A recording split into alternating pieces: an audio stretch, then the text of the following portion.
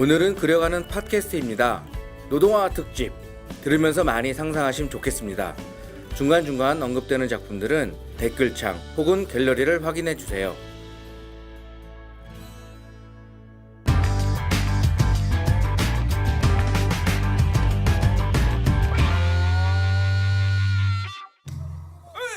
네, 노발대발 함께하고 계십니다. 이번 시간은요, 노동잡설 시간입니다, 소장님. 노동잡설. 예, 그런데 저희가 이 시간에 늘 만나 뵙는 윤 원장님을 네. 잠시 저희가 휴가를 보내드리고. 휴가, 재충전할 또 시간이 필요해서. 예, 오늘 새로운 분이 저희와 또 함께 스튜디오에 와 계시는데. 누구죠? 이분 누군지 직접 소개를 저희가 좀 들어보도록 하겠습니다. 안녕하십니까? 네, 안녕하세요. 네, 안녕하세요. 예, 저는 김정락이라고 하고요. 예, 사는 곳은 가락동인데요. 직장은 한국방송통신대학교에서 네. 학생들을 가르치고 있습니다. 네, 우리 처음 오셨으니까 박수로 환영할까요? 네, 환영합니다, 교수님. 반갑습니다. 근데 저희가 살짝 듣기로는 학생들 사이에서도 인기가 어마어마하시다라고 소문을 들었습니다. 예, 그렇게 봐주셨으면 고맙고요. 네. 저는 사실 송주 씨 네. 교수님을 네. 방송에서 많이 좀 뵀거든요. 그러셨어요. 예. 근데 아까 이제 방송통신대학교에서 학생들을 가르친다고 그랬는데 뭘 가르치는지는 말씀을 안 언급을 살짝 해주셔서. 해주실까요, 예. 교수님? 예, 제가 원래는 이제 미술사를 공부를 했고요. 네. 네, 학생들한테는 이제 미술의 이해와 감상이라고 하는 과목이 있는데 제가 이제 한 7개 과목쯤 하는데 그 중에 네. 한 과목이고요. 네. 그 과목을 통해서 이제 학생들한테 이제 미술을 가르치는 것은 아닙니다. 실제로 보면 미술을 통해서 세상 보는 눈을 이렇게 뜨게끔. 그러니까 네. 사실은 그렇잖아요. 그러니까 사람들이 관심 있어 하면 세상 참 잘 보입니다. 맞아요. 예, 네. 쇼핑 가보시면 아시겠죠. 잘 보이죠. 선배님이 서운하죠. 선배님이 우리 들어오죠. 송주 씨 눈이 그냥 굉장히 높아졌어요. 큰 눈이. 예, 네. 그런 것처럼 네. 미술을 통해 보면 미술은 더 정교한 시각적 매체거든요. 그러니까 이것을 잘 볼 줄 알면 세상의 다른 사물들도 더 잘 볼 수 있다 이렇게 생각을 하고서 예. 그런 식으로 이제 제가 이제 수업을 유도를 하고 있고요. 그러면은 우리도 네. 세상 보는 눈이 더 커질 수 있는 건가요, 교수님? 밝아지겠는데요, 진짜. 예, 제가 눈이 좀 작은데 두 분은 눈이 좀 크시네요. 아니, 사실 저는 일단은 그 미술 그림으로 세상을 보는 눈을 키웠나라고 하셨을 때 예. 저는 뭐 전시회나 사실은 이런 데 가보면 약간 잘 몰라서 그런지 어렵다라는 생각을 마냥 했었거든요. 예, 저도 백화점 가면 잘 모릅니다. 알겠습니다. 오늘 기대가 이 굉장히 시간 커요. 네, 우리 저희도 청취자분들도. 역시 관심을 갖고 눈 크게 네. 뜨고 교수님과 함께 할 텐데 교수님 오늘 저희가 어떤 내용에 대해서 일단 이 그림들을 위주로 한번 공부를 해볼까요? 예, 제가 오늘 가져온 그림들은 네. 그 노동화라는 그림인데요. 들리기가 좀 약간 딱딱하게 들립니다. 오늘의 주제 노동잡설 상상특집 그림으로 노동 읽기 노동화 이게 뭘 그린 그림이냐면 그러니까 말 그대로 노동자들의 삶, 네. 아니면 노동하는 모습 이런 것들을 그린 그림은 굉장히 폭이 넓은데 네. 그 와중에 이제 그러한 것에 테마를 집중했던 그 미술들을 가지고 오늘 얘기를 해볼까 합니다. 이게 또 색다른 접근이 저희한테는 또 되지 않을까라는 생각을 합니다. 그러네요. 그런데 좀 궁금한 거는 예. 지금 교수님께 노동화라고 말씀을 해주셨잖아요. 네네. 제가 학교 다닐 때 이 미술 관련해서 네. 노동화라는 뭐 장르라고 그래야 되나요? 그런 걸 들어본 적이 없거든요. 그래서 이게 네. 어떤 미술의 장르인 건지 아니면은 어떤 노동의 어떤 그림이기 때문에 이렇게 붙여진 이름인 건지 이게 좀 네. 궁금하거든요. 네, 사실 노동화라는 이름 자체가 되게 생소한 건데요. 네. 이 말은 제가 그 독일어의 아르바이츠 빌트라는 이 말이 있습니다. 네. 이 말을 어떻게 해석할까 하다가 그러니까 노동화라는 개념을 심어놓은 건데 네. 이 말은 우리가 그러니까 제가 이제 80년대 학교를 다녔었어요. 네. 그러니까 그때의 뭐 중고등학교, 대학교 때 우리가 노동이라는 말 자체를 만나기 되게 어려웠었거든요. 그럼요. 교과서에서 만나기 힘들었었고 네. 선생님들도 이 말은 되게들 피해 가셨어요. 맞아요. 근데 요 말 쓰면은 북한 빨갱이라고 그래가지고. 그러니까요. 그러니까 어. 노동 사회에 몇 가지 금기어들이 네. 있었습니다. 네. 이 금기어들을 피해가려다 보니까 우리가 적당한 언어를 붙이지는 못했었어요. 우리나라에서는 아마도 산업 그림, 산업화 뭐 이런 류의 얘기들이 있었겠고요. 그나마도 그것이 꼭 미술로서 인정받는 장르도 아니었었어요. 맞아요. 예, 사실은 그렇게 설명을 해주셨던 분들이 거의 없지 않았나라는 생각이 없었죠. 들어요. 아마 그림 준비에 저희에게 이제 설명을 해주실 텐데 교수님께서 그 안에는 저희가 그동안 접했던 그림도 들어있지 않을까라는 생각도 조금 들긴 해요. 예, 많이 아시는 그림도 있을 거예요. 가령 제가 이런 얘기를 하면 좋겠죠. 네. 이 김홍도라고 잘 아시잖아요. 네, 네. 네. 한국 사람이면 잘 모르시는 분이 없을 정도로 그쵸. 신윤도, 김홍도 이런 조선 후기 때 화가들 잘 아시는데 네네. 이 김홍도가 우리한테 유명한 것은 뭐 신선도라든지 다른 그림들이 아니라 네. 이 양반이 그린 풍속화들이에요. 풍속화도 풍속화. 많죠. 예, 네. 그러니까 보통 이제 신윤복 풍속화는 조금 야하고 네, 좀 네, 네, 음란해 맞아요. 보이기도 하고 막 그런 거고. 개인적으로 해서 신은복이 좋은데. 예, 아, 저도 좋습니다. 아니, 동지를 또 이분이 만났나. 왜 이러시나요? 네, 근데 이제 그 김홍도의 그림들은 보면은 이제 네. 그 일반 서민들의 삶들이 그냥 고스란히 이제 배어 나오는 네. 그런 그림들을 그렸잖아요. 우리가 네. 이제 보면 뭐 타작하는 사람들, 뭐 이렇게 길쌈하는 사람들, 씨름하는 사람들 이런 것들을 갖다 그림을 통해서 봤잖아요. 네. 그러니까 이런 그림들 속에서도 노동하는 모습들이 이렇게 음. 등장을 하는 거예요. 네. 그러니까 우리가 되게 낯설지는 않았던 거죠. 네. 근데 그 그림들을 해석을 어떻게 하느냐의 차이지 않을까? 예, 아마도 오늘은 그림 해석하는 날인 것 같습니다. 그러니까 그림을 이제 소개한다기보다도 네네.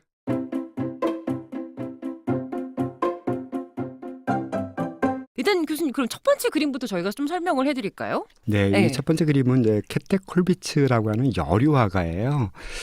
이 사람은 이제 독일 출신의 화가인데 사실은 어떤 사조에도 속하지 않고 그림을 그리셨던 분이고 특별히 이분이 이제 판화가 되게 유명합니다. 판화요. 네, 판화라고 한다면 뭐 우리는 목판화도 해봤고 네. 뭐 동판화도 해봤고 여러 가지 판화를 하셨는데 이 양반이 뭐 판화를 했다, 당시에 유명한 화가다 이게 중요한 것이 아니라 이분이 어떤 주제를 그림을 그렸는가가 되게 중요한 건데 이분들이 그린 그림을 보면 일단은 굉장히 인간애가 굉장히 강해요. 인간애가 강하다. 예, 그러니까 뭐 피에타라는 그림이 있는데 이제 이 그림은 엄마가 예. 죽은 아기를 안고 있는 그림이에요. 이만큼 더 슬픈 그림은 없거든요, 사실은. 이걸 보고 있으면 그림을 보는 사람들이 눈물을 안 흘릴 수가 없을 정도로 그런 애절한 마음이 들어요. 네, 그런 네. 비극성이라든지 이런 것들 가지고 있거든요. 음. 근데 이분이 그런 심성을 가지고 그런 어떤 인간적인 시선을 가지고 노동자를 봐요. 따뜻한 예. 시선, 연민 뭐 이런 연민, 거. 그다음에 그 사람들이 느끼고 있는 어떤 육체적 고통까지도 다 감수하면서 봐요. 네. 그러니까 이분이 그린 이제 노동자가 뭐 어딘가 행렬에 끼어서 가는 부분들을 이제 그림으로 보여주고 있는데 네. 그래서 보시면 물론 이제 검은색 색조의 그림이기 때문에 조금 우울해 보일 수는 있어요. 네. 이 사람들 네. 속에서 이렇게 가만 보고 있으면 사람들 다 지쳤고요. 네, 힘들어 뭔가 보여요. 절망했고요. 어떤 인생의 낙이라고는 찾아볼 수 없는 사람들이에요. 그리고 이제 걸어가는 한 방향이 네. 굉장히 숙명적으로 보이기도 해요. 그냥 갈 수밖에 없는. 그렇죠. 일종의 한거인데 이 한거가 굉장히 이렇게 뭐 막 구호를 외치고 네. 절규하고 하는 것이 아니라 그냥 묵묵히 걸어가고 있는 이 모습들을 굉장히 찬찬히 보여주고 있어요. 어떻게 보면 이 분의 그림을 먼저 보여드리는 이유는 네. 요 시기가 되게 그 근대의 만약에 이 노동의 역사로 쳐다본다면 네네. 상당히 큰 굴절을 겪었던 시기예요. 그러니까 요 아. 시기를 겪어야지 비로소 노동조합이라는 것도 형성되고 네. 노동자들이 자신의 어떤 정체성, 뭐 직업의 정체성뿐만이 아니라 네. 그러니까 인생관, 세계관 이런 것들이 정립되는 시기이기도 해요. 그러니까 이런 것들이 그냥 자연적으로 정립된 것이 아니라 이 사람들의 살과 뼈를 태워가면서 옷들을 만들어 나가잖아요. 네네. 그러니까 암울했던 그 시기를 이 화가가 그려내고 있다라는 점이에요. 그럼 주로 이제 아까 지금 이 여류 화가가 주로 이 노동 관련한 그림을 많이 그렸다라는 거죠. 노동자의 모습. 그렇죠. 일하는 그러니까 사람의 모습. 예, 뿐만 아니라 이 사람이 뭐 농민 전쟁 이런 테마를 가지고 그림도 많이 그렸었는데 네. 항상 보면 희생된 사람들, 거기에 이제 고통받는 사람들, 억눌린 사람들 이런 사람들의 모습들을 그렸고요. 네. 무엇보다도 케테 콜비치의 이 그림들은 우리가 1980년대 한국에서 민중미술이라는 것이 나오게 돼요. 네, 그렇죠. 그 민중미술이라는 것이 나와서 최초로 이렇게 노동자의 삶을 네. 미술이 본격적으로 다루기 시작하는데 이 사람의 그림이 모델이 됩니다. 그 민중 미술의 모델이 이 케테 콜비치. 그렇죠. 굉장히 큰 우리나라 민족 미술에 영향을 주신 분이네요. 자극집 밑바탕이 됐던 거네요. 네, 그렇습니다. 지금 사실 이제 그림을 보고 있으면 앞서 이제 교수님께서 설명을 해주셨지만 이 그림 속에 등장한 노동자들의 표정이 굉장히 암울합니다. 우울하기도 하고요. 예. 아마 그게 일상적이었을 거예요. 그 당시에는. 네. 자, 다음 그림은 또 설명을 해주실까요, 교수님? 예, 이거는 이제 김홍도가 그린 풍속화첩이라 그 중에서 몇 가지 나온 그림인데요. 네네. 대장장이를 보여주고 있고 네. 또 다른 그림은 이제 길쌈하는 사람들의 모습을 보여주고 있어요. 그렇네요. 우리 이건 네. 학교 다닐 때 많이 봤던 많이 그림이죠. 봤었네요. 네. 미술 네. 교과서에 많이 익숙하네요. 실렸던 네. 그림들이고요. 이때는 이 사람들이 스스로 직업란에 뭐라고 썼을까요? 아, 직업란에 진짜 뭐라고 그렇죠. 썼을까요? 예. 노동이라고 적진 않았을 것 같아요. 예. 아니 그렇다고 자영업이라고 적지 않았을 자영업도 것 아니고, 같고. 예, 뭐 자기가 뭐 목수냐, 아니면 대장장이냐, 뭐 이런 거, 그러니까 이런 개념들, 물론 이제 여기 안에서도 어떤 천직이라는 것이 있고, 직업의 계승이라는 것이 있고, 뭐 이런 것들이 있어서 어떤 이제 직업의 계통 분류가 있었겠지만, 네네. 오늘날과 같이 우리가 생각하는 어떤 노동의 가치라든지 노동이 갖고 있는 어떤 이런 것들은 아직 이루어지지 않았다라고 볼 수 있는데 그림에서 이게 본다면 네. 그림 속에서는 전혀 그 사람들이 가지고 있는 육체적인 고됨, 뭐 갈등, 뭐 이런 것들이 그려지지 않아요. 네. 아까 좀 전에 네. 봤던 그림과 비교를 해보면 네. 표정도 좀 밝은 것 같고 네. 네. 전혀 이렇게 힘들다는 느낌이 들질 않아요. 캐테콜피치의 그림 속 그 사람들의 얼굴과는 좀 다소 차이가 느껴지긴 합니다. 네. 네. 그리고 저는 이 풍속화첩이라는 그림이 아마도 이게 이제 동양 미술이나 한국 미술을 담당하시는 분들한테는 전공하신 분들한테는 좀 제가 좀 용목을 얘기를 한다면 네. 이 사람의 그림은 일종의 보고서였던 것 같아요. 보고서요? 네. 어. 그러니까 이 사람이 어떤 예술 작품으로서 작품을 만든 것이 아니라 네. 이 그때 당시 정조께서 네. 그러니까 정부가 요구를 한 거죠. 그러니까 이 왕께서 한번 시차를 보내신 모양이에요. 김홍도를. 그래서 이제 사람들 사는 것에 어떤 이런 것들을 그려가지고 와라. 그 사진기 대신에 이 사람의 생활상. 그림을 그려서 보여주는 것이고 그렇기 때문에 마치 이 그림이 그려진 각도를 보면 네네. 꼭 관찰자 각도예요. 멀리서 지켜보는. 예, 그 지켜보는 거죠. 그러니까 이게 관리 감독하는 사람의 시선으로 봤을 땐 딱 요 그림 각도가 나옵니다. 그러니까 어떻게 본다면 자기도 그때 당시 현령이었으니까 그러니까 그 입장에서 바라본 것을 그대로 그려서 옮겨놓은 것이고 개별적인 사람 인간의 삶에 대해서는 별로 관심을 표하지 않고 그들이 어떠한 행위를 취하고 어떠한 산업을 운영하는가 그것에만 시각적인 중심을 뒀던 것 같아요. 그러니까 그림들이 어떤 그런 그러니까 우리가 이제 뭔지 하는 건 알겠지만 그것이 가져다주는 정서적인 느낌은 조금 빠져버리는 뭐 그런 식의 그림이 되었던 거죠. 뭐 그렇다고 뭐 김홍도 그림이 나쁜 그림이냐 그렇지는 않습니다. 네. 네. 관찰자적인 느낌도 들고요. 네. 한편으로는 아까 이제 임금이 뭐 시켜서 그리오라고 그랬으니까 임금한테 보여주는 그림인데 이게 뭐 우울하거나 그렇게 그릴 수는 없잖아요. 그렇죠. 아무래도 좀 이렇게 잘 그린 것 같아요. 임금님 보기에 좋게, 기분 좋게. 잘 지적하셨네요. 네. 그러니까 어찌 보면 앞서 이제 저희가 처음으로 보여드렸던 캐테콜피치의 그림과는 달리 본인이 느꼈던 생각이나 감정은 좀 배제가 된 그런 그림이라고 좀 볼 수가 있겠네요. 네. 근데 단순하게 비교하자면 그 신윤복의 아까도 야한 그림 말씀하셨잖아요. 네네네. 야한 그림은 감정이 오거든요.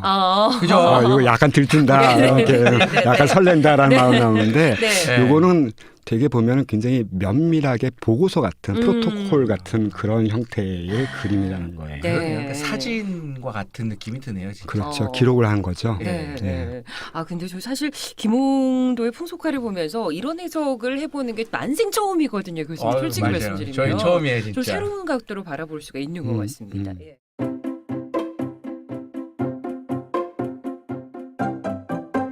예, 이번에 또 대화할 그림은 그 랭부르라는 사람이 그린 그림이래요. 랭부르 형제가 그린 무슨 달력화라고 해야 되나, 기도서라고 해야 되나, 뭐 이렇게 얘기가 되는데요.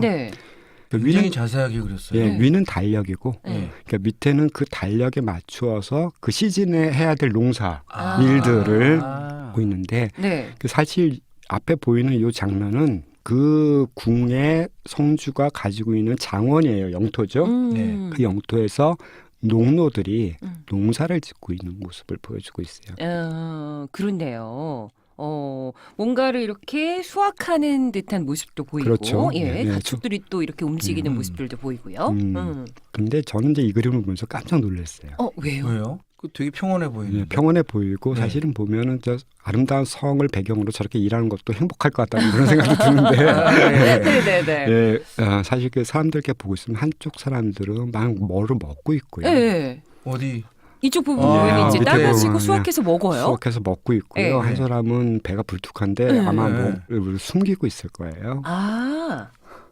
머리를 예, 만지면서 그러면 예. 뭔가를 배에다가 이렇게 숨겨서 담는. 예, 그렇죠. 그러니까 과거에 농노들이라고 하는 것은 알잖아요. 그러니까 이 사람들한테 이게 자유민이 아닙니다. 이 네. 사람들은 그 영지를 떠날 수가 없는 게 물리적으로도 매여 있었던 사람이고요. 그러니까 꼭 노예라고는 할 수 없지만 네네. 이 사람의 뭐 생사 여탈권을 비롯해서 뭐 노동에 대한 모든 결과물들 이런 것들은 다 영주한테 귀족들에게 돼 있잖아요. 네네. 그런 와중에서 이 사람들이 일하는 모습들을 가만 보고 있으면 약간의 일탈들이 보여져요. 근데 이거는 제가 이 그림을 그린 사람이 이 그림도 역시 마찬가지로 김홍도가 그렸던 것처럼 영주의 입장에서 그려집니다. 그러니까 이 그림을 누구의 입장에서 그리느냐에 따라서 다르잖아요. 그렇죠. 예, 그러니까 이 사람들은 마치 언제든지 부적절한 부조리한 행위를 할 수 있는 자, 그러니까 관리가 필요하고 억압이 필요한 자들. 굉장히 그 그림하고 네네네. 이렇게 설명을 드리기에 굉장히 나쁜 의도네요. 그렇죠. 예, 그러니까 이 영주나 이 지배계층이 이 하층민들을 그렇게 봤다는 거예요. 이들한테 조금이라도 가혹하지 않으면 네네네. 이들은 얼마든지 우리의 양식을 축내는 쥐떼와 같은.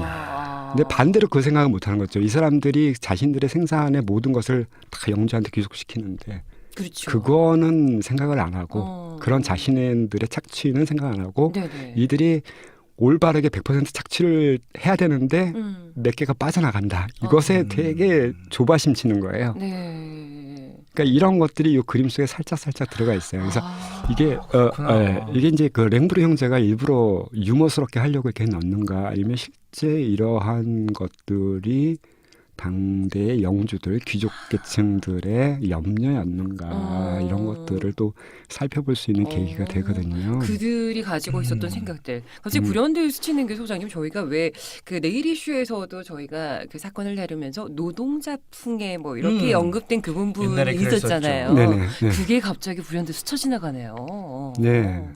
그러니까 말 났으니까 말인데, 네. 그러니까 이 노동자들은 어떤 타입이 전형이 정해지게 돼요.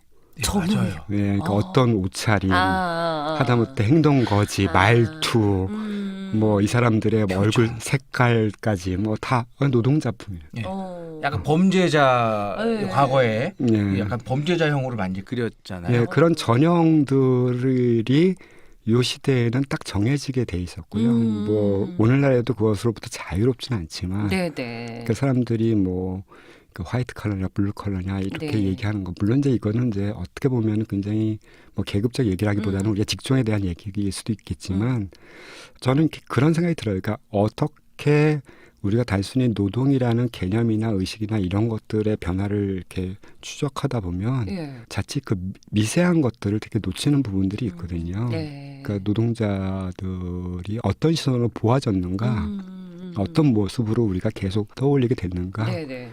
만약에 우리가 초등학생한테 가서 만약에 공장에서 일하시는 분들 한번 그려보라고. 아마 100명이면 100명 다 똑같이 그릴 거예요. 맞아요. 그러니까 개성이 없는 사람들이 되는 거예요. 네. 그렇죠.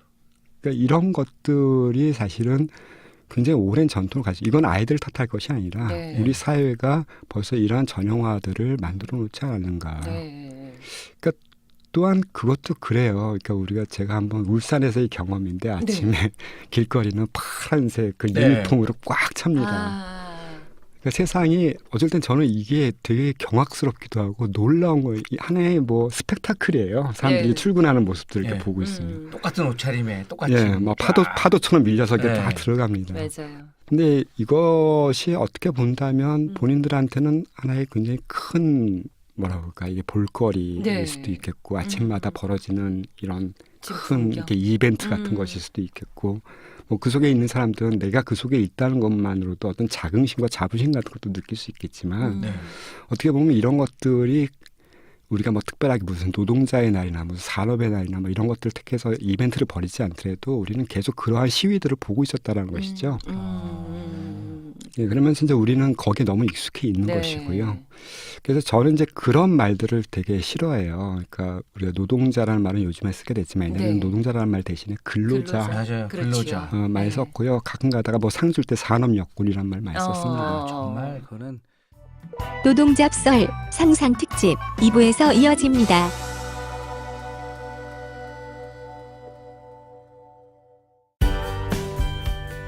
노동잡설 상상 특집 2부를 시작합니다. 이제 그 노동수에 대해서 한번 얘기를 해보려고 하는데요. 네네. 이 그림이 아마 걸맞는 주제일 것 같아요. 어떤 그림인가요? 이게 이제 프랑스 화가인데요. 네. 그러니까 19세기 중반 사실주의의 가장 대표적인 화가로 규스타브 꾸르베라는 사람입니다. 네. 꾸르베. 예, 꾸르베요.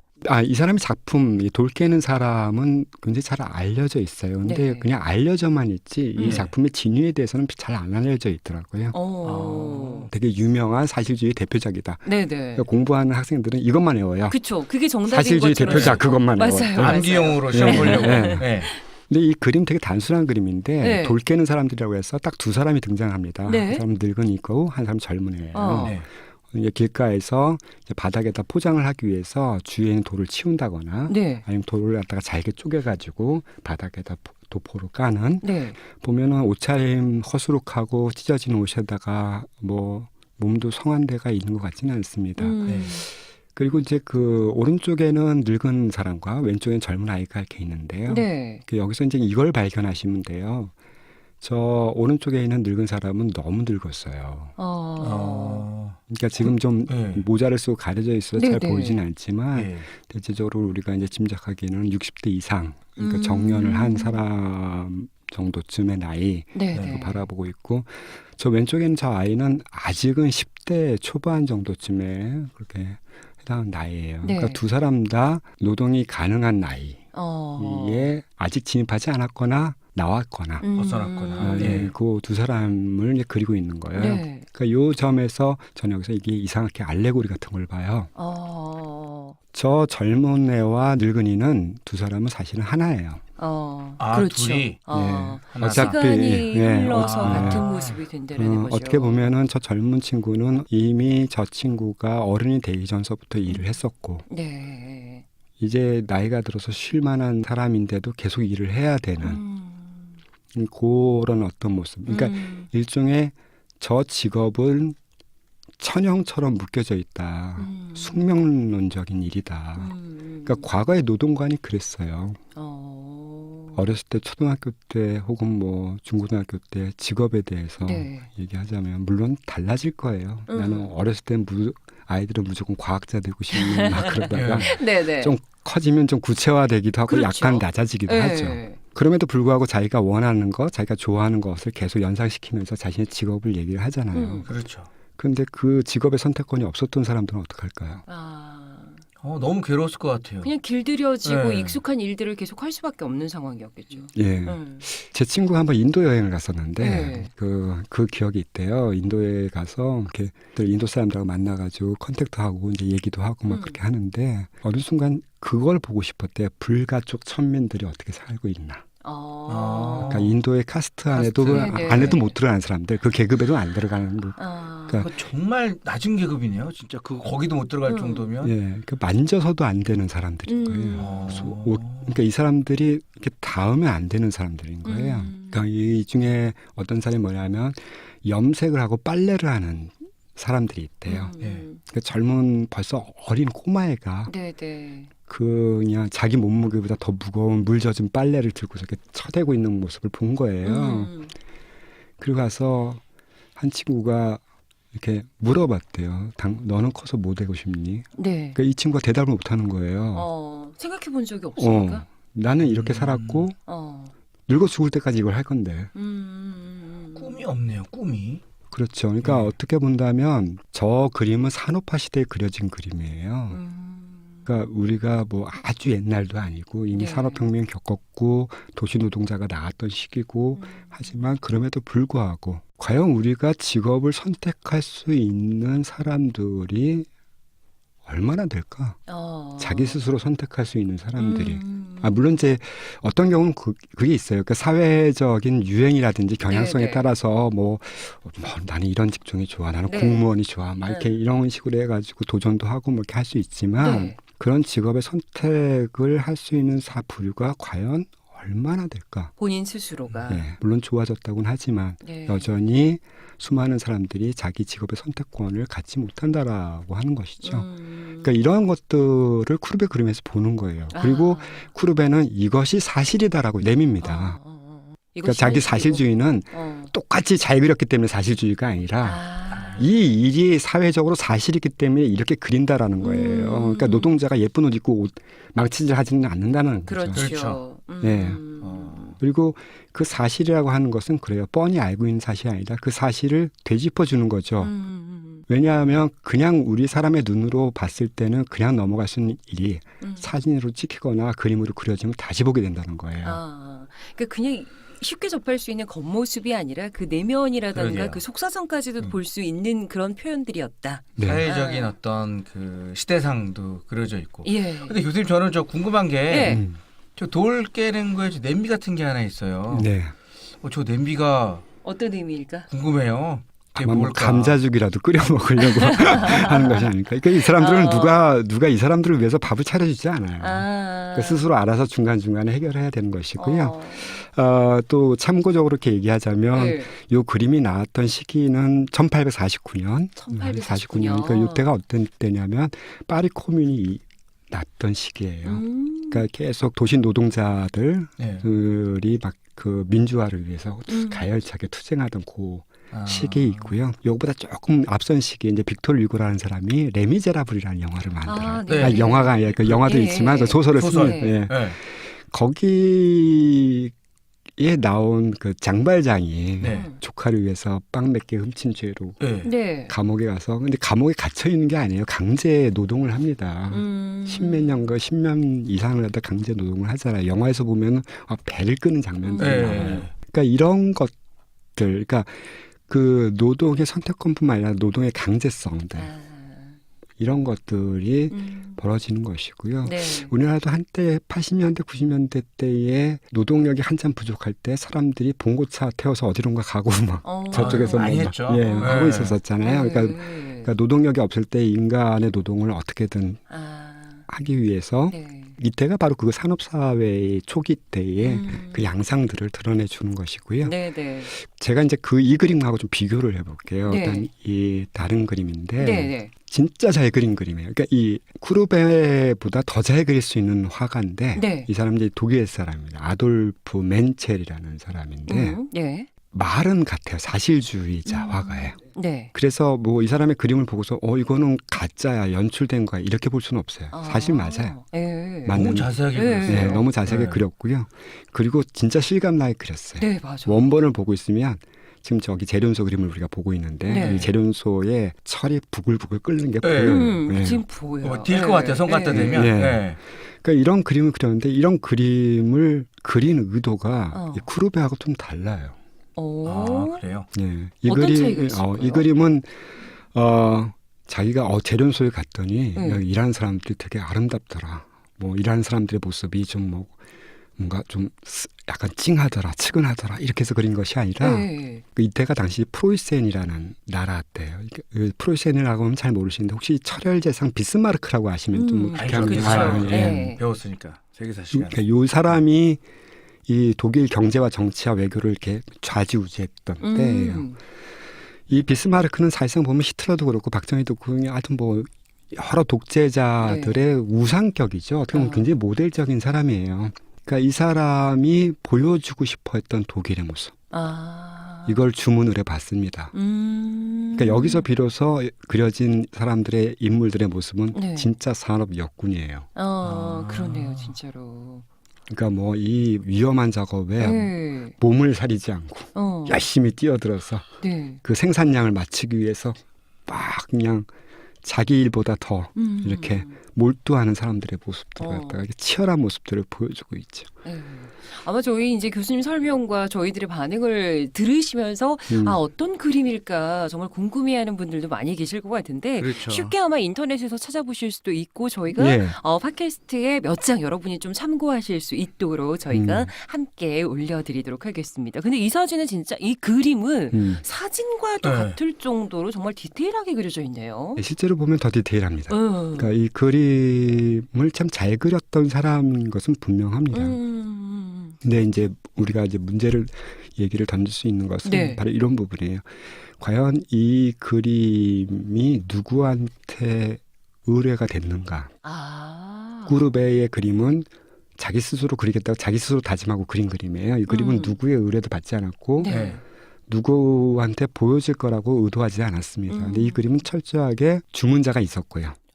주문자. 그러니까 주문자 의도대로. 네, 주문자 의도대로 이렇게 맞춤형 그림이 된 거죠.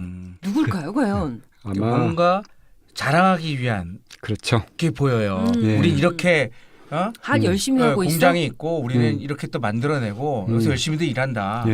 그러니까 독일이 당시 이제 후발 선진국이잖아요. 그러니까 프랑스나 영국에 비해서는 그런 산업화가 좀 늦었었고, 하지만 그 독일의 프로이센 마지막에는 스스로 철혈 제상이라는 사람을 만나서 네. 경제나 산업을 일으키고 결국은 그것이 바이마르 공화국을 거치면서 뭐 세계 1차 세계대전, 2차 세계대전을 일으키는 또 원흉이 되기도 하잖아요. 네. 바로 이제 그 지점을 보여준다고 이야기를 할 수 있을 것 같아요. 교수님이 앞서 이제 산업 역군 그 표현을 그렇죠. 써주셨는데 설명을 듣고 나니까 제격이구나. 네. 그렇게 네. 표현을 했구나라는 생각이 네. 드네요. 네. 근데 교수님 저는 제 전공이 이제 안전보건이다 보니까 네. 저 이제 그림 그 속에 아변 공장을 이제 본 거잖아요. 네. 야 정말 노동자들 많이 죽고 다쳤겠다 생각이 들고 있고 저 굉장히 저기 안 좋은 환경에서도 또 이 한쪽에서 뭐 맞아요. 먹는 장면도 노동자가 보여주고 나와요. 네, 잘 그래서 찾으셨어요. 네. 굉장히 슬퍼요. 얼마나 많은 노동자들이 네. 여기서 죽었을까 일하다가 예. 참 안 좋다. 그리고 이게 아까처럼 마치 노동자들은 네. 저렇게 일을 해야 되는 것처럼 왜곡시키고 있구나라는 그런 또 느낌도 좀 받게 되고요. 사실 저희가 이제 노동잡설이라는 시간을 통해서 이제 역사를 되짚어보면서 뭐 아동 노동 학대 뭐 이런 것도 이제 배우게 됐는데 이 그림에서도 살짝 어린 아이들의 그죠? 모습들을 조금 엿볼 수는 있는 것 같아요. 예, 뭐 부모가 뭐 맡길 때부터 데리고 온 아이들이 아니고요. 여기서 직접 일하는 아이들입니다. 예.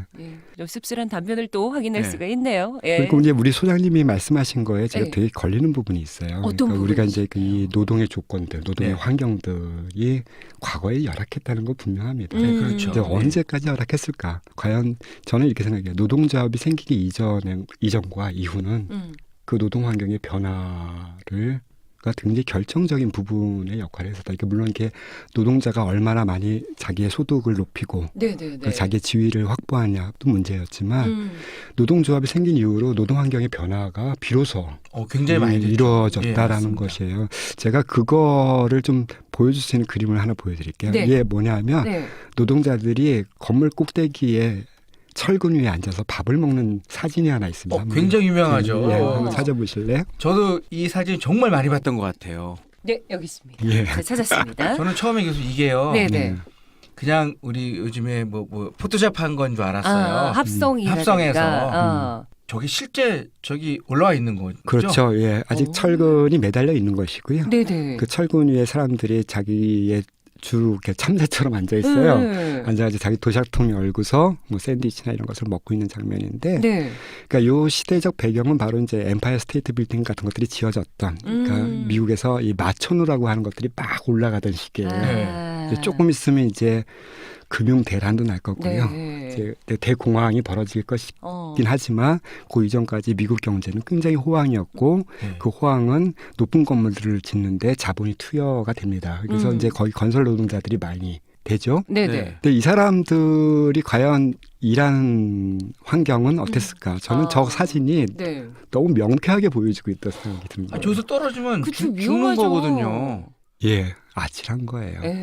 어떻게 저기서 난 생각만 하고 보기만 해도 아찔한데요. 그러니까요. 그러니까 사진을 직접 보는 사람들은 네. 저 사람들은 고소공포증도 없는 사람들이야. 어. 저걸 즐기고 있는 것처럼 보여요. 사실 음. 표정은 되게 겁나거나 어두운 표정은 아니에요. 네네. 표정 자체들은 그렇게 뭐 힘들다, 어둡다 그런 느낌은 사실 많이 들진 않아요. 네. 그래서 또 사진이 주는 분위기나 이런 것들을 보고 있으면 네. 오히려 즐겁고 유쾌하고 어떻게 보면 약간 짜릿한 마음도 들고 뭐 네. 그런 그림인데 저는 네네. 이게 반대로 생각해 보면 이것이야말로 당시에 이 노동자들이 처한 환경이 아니었는가. 그렇죠. 힘들었던 예, 또 그러니까 열악했던 밥 먹던 시간도 안 줬을 뿐더러 이 사람들이 저기 앉아서 왜 밥을 먹었겠어요? 뭐 배를 울려가지고 내려와라 해서 밥 먹여서 올려보낼 수 있잖아요. 네네네. 그러니까 노동의 휴식 시간을 거의 주지 않는 것이었고 두 번째가 진짜 눈에 보이는 것처럼 이 사람들한테 안전조치라는 게 하나도 없습니다. 그렇네요. 없어요. 이게 뭐 벨트를 네. 했다던가 보호장치를 했다던가 이런 게 전혀 확인이 안 되는데요. 네, 그렇죠. 그러니까 굉장히 보고 있으면 상당히 안타까운 모습이라는 것이에요. 생명하고 맞바꾸는 거잖아요. 지금 그렇죠, 그렇죠. 돈도 네. 중요하지만. 그러니까 이러한 사진들이 나올 때가 저는 그 찰리 채플린 시기랑 예치를 해요.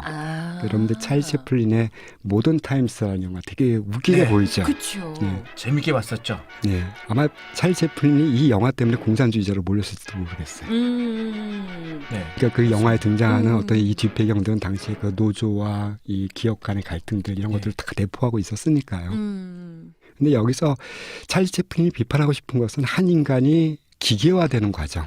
네. 그 기계화를 견디지 못하고 네. 그러니까 인간이 그 심리적으로 이렇게 토탈 망가지는 과정들을 갖다 보여주는 거잖아요. 우리는 이렇게 학문적으로 이렇게 얘기합니다. 뭐 네. 경제학 하시는 분들이라든지 뭐 산업기술적으로 공부하시는 분들이 이렇게 얘기할 거예요. 뭐 포디즘, 포드주의, 네. 혹은 테일러리즘, 그래서 뭐 테일러주의 네. 뭐 이렇게 얘기하면서 사람들의 노동을 초 단위로 분석하고 하면서 그 적시적소에 이 사람의 노동력을 어디다 투여를 해야지 생산력을 높일 수 있을까 막 그런 연구를 해대요. 네. 되게 합리적이고 어떻게 본다면 굉장히 과학적이기도 합니다. 근데 사람이 갑자기 그 대상이 되어버리면 인간이라면 어디로 갈까요? 이 찰리 채플린의 그 모던 타임스 영화에서 채플린은 볼트를 조이는 일을 합니다. 이게 조이죠. 예, 근데 이 오토매틱한 이 컨베이어 벨트. 컨베이어 벨트는 네, 계속 컨베이어 끊임없이 벨트 타고. 가요. 그러니까 이걸 또 타이밍을 놓치다 보면 계속 일이 좀 밀리게 되거나 네. 그래서 결국은 이제 이 채플린이 그 기계 속으로 들어가게 되는 네.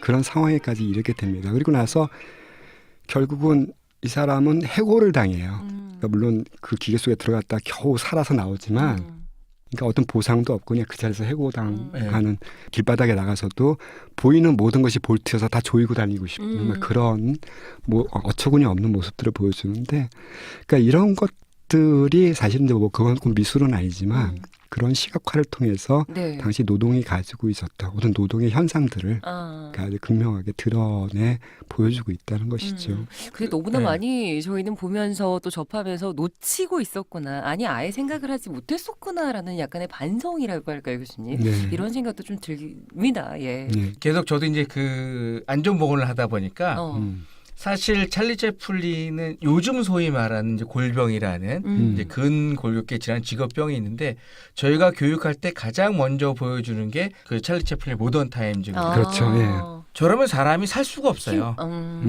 저런 병들죠. 네. 결국은 몸이 망가지게 되는 거고 인간성을 상실하게 되는 거고 굉장히 노동을 기계처럼. 피폐화시키는 대표적인 영화가 이제 모던 타임인 거죠. 그래서 안전보건에서도 네. 가장 교과서적으로 사실 저희가 그 보여주고 있는 그 영화 중에 또 하나입니다. 사실. 저뿐만 아닐 거예요. 우리 대한민국 사람도 모를 사람이 없을 정도로 네. 우리 초등학교 때 유치원 때 들었던 얘기가 네. 개미와 배짱이 얘기인데요. 네, 잘 알죠. 저희가. 네, 그때는 이제 그 동화를 뭐 선생님이 이제 구현해 주시면 다 네. 듣고 나서 울분에 쌓이게 돼요. 이 배짱이 나쁜 놈들. 욕하죠. 좀 일도 안 하고 네. 탱자탱자 놀다가 여름 내내 놀다가 네. 된다고. 네. 근데 그걸 다시 보니까요. 네. 저는 배짱이가 불쌍하더라고요. 아니 이거는 또 어떤 의적으로 바라보시는 걸까요? 왜 불쌍할까요? 진짜 네. 그렇게 게으르고 놀기만 했는데. 맞아요. 개미는 열심히 일만 네. 하고. 근데 얘기는 이렇게 다시 재전개가 됩니다. 어떤 식이냐면 저희가 한번 이제 농사를 짓는 분들을 갖다가 저 이제 농사 경험이라고 하는 것은 제가 군대나 대학교 때 무슨 농활 가거나 그렇죠. 군대에서 이렇게 동원 나가면 네. 거기서 이제 그 농사 짓는 분들 약간 도와주고 했던 거 기억이 있어요. 네. 있으면 가면 그 사람들이 이렇게 가서 뭐 모내기를 하건 뭐를 하건 간에 일을 할 때 한두 분 정도의 사람들은 밖에서 노래를 불러주거나 노동요. 박자를 맞춰줍니다. 그렇죠. 이게 있어야지 비로소 노동이 돼요. 예.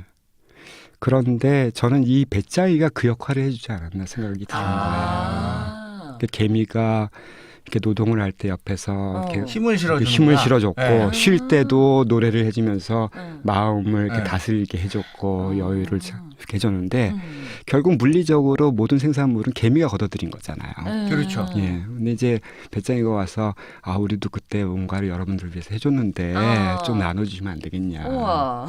그래서 근데 개미가 좀 이제 강팍해졌어요. 너네들 놀지 않았냐?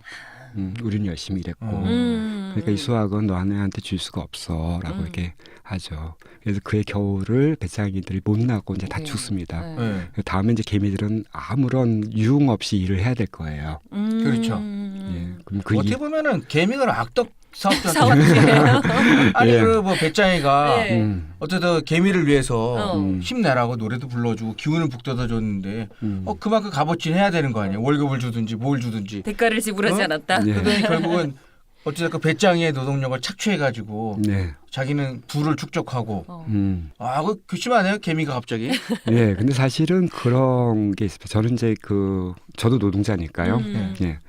그 노동을 어떻게 잘하냐도 되게 중요한 거지만 그 노동의 여유 시간들을 우리가 어떻게 활용하고 어떻게 사용하느냐도 굉장히 중요하다고 봐요. 네. 네. 근데 우리가 산업 역군의 시대를 살면서 네. 쉬는 것을 제대로 배우지 못했고 알지 못했어요. 그렇죠. 맞습니다. 맞아요. 오로지 일만 했죠. 예. 그러니까 쉬는 날에 결국 할 수 있는 거가 몇 가지 안 됐고요. 그리고 그것이 되게 음성화되는 경우도 상당히 많았었어요. 저는 일단은 그것들 배짱이들이 살아있어야지 네네. 비로소 우리가 좋게 놀 수 있는 방법도 연구하고 그리고 우리가 새롭게 이렇게 뭔가 새로운 기운을 원기를 회복할 수 있는 것들 네. 이런 것들 가능성도 많아질 것 같고요. 이게 또 예술이 하는 일이기도 합니다. 네. 사실 저도 그런데 네. 너 노래방 갈래? 미술관 갈래? 그러면 노래방 가지. 노래방 그렇죠. 미술 어려워요. 잘 봐도 이해가 안 가고. 네. 네. 근데 앞으로는 좀 그랬으면 좋겠어요. 어떻게 바뀌면 그러니까 노래방도 가시지만 네. 가끔씩 아이들도 데리고 네. 마누라도 데리고 남편도 데리고 손잡고 그런 문화생활도 즐겨볼 수 있는 그런 시대가 와야지. 네. 적어도 공장에서 프레스를 돌리지만 나는 쉴 때 첼로 지킬 줄 안다. 이런 말이 나왔으면 이런 말이 비로소 나올 때 네. 우리나라가 네. 비로소 사람 사는 나라가 되지 않을까 네. 생각이 듭니다. 네. 승주 씨 그러면 네. 우리도 네. 배짱이 같아. 왜요? 왜냐하면은 네. 우리도 그 노동자들이 네. 힘내서 일할 수 있게 우리가 막 그 기운을 주잖아요. 네. 우리도 그러면 배짱이. 배짱이 착한 배짱이. 착한 배짱이. 만약 배짱이도 되게 성실한 거예요. 나름. 우리는 누구한테 그런 보상을 받죠? 개미 어디 있어 우리 개미. 누군가는 뭐 듣고 있겠죠. 이따 노래방이나 가죠. 이렇게 교수님께서 정리를 해주시네요. 네. 자, 누발대발 노동잡살 오늘은요, 김정락 교수님, 한국방송통신대학교 김정락 교수님과 함께 그림, 노동화에 대해서 저희가 함께 설명을 들으면서 그림들을 또 다시 한번 되짚어보는 그런 시간으로 함께 했습니다. 예, 저희가 평소 알던 것과는 많이 차이가 있었어요. 네. 설명을 듣고 그림을 보니까 네. 이게 보이기 시작하는 것 같아요. 그래서 이제는 맹목적으로 어떤 봐왔던 그런 우리가 그 미술들도 작품들도 이게 시각을 그러니까 세상의 모습을 갖다가 같이 비춰 보면은 네. 또 다른 모습 맞아요. 볼 수 있을 것 같아요. 네. 교수님 오늘 저희 공부 잘한 건가요? 예, 저보다도 잘하시는 거예요. 이제는 자신감이 교수님한테 네. 조금 더 하면은 네. 이제는 제가 저희 부인하고 애들 데리고 가서 네. 미술관 가서 뭔가 조금 할 수 있을 것 같아요. 애처가 자랑하고 또 방송 저도 그러면 마무리하시네요. 네. 워라벨을 앞으로 네, 감사합니다. 알겠습니다. 실천하겠습니다. 예, 오늘 노동화에 대해서 저희에게 조금 더 볼 수 있는 시각을 넓혀주신 김정락 교수님 고맙습니다. 감사합니다. 네, 교수님 또 다음에 뵙겠습니다. 네, 안녕히 계세요.